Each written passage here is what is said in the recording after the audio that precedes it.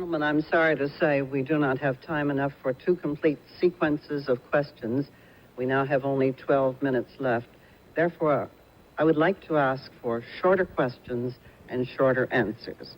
And we also will drop the follow-up question. Each candidate may still respond, of course, to the other's answer. Mr. Truitt, question for Governor Carter. Governor Carter, before this event, the most communications I received concerned Panama.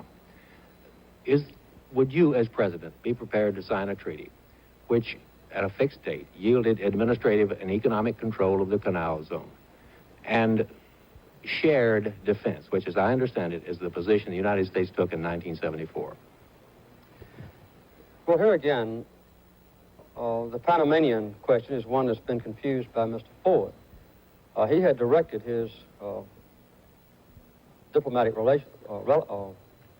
representative to yield to the Panamanians full sovereignty over the Panama Canal Zone at the end of a certain period of time.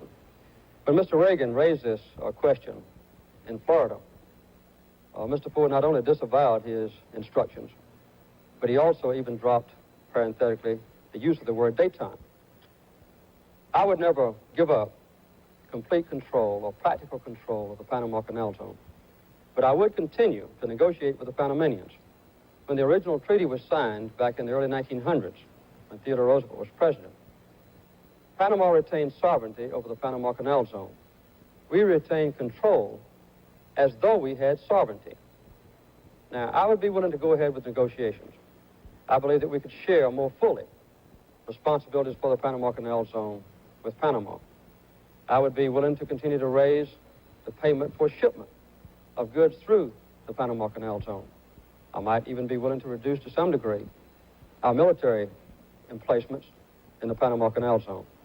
But I would not relinquish practical control of the Panama Canal Zone anytime in the foreseeable future.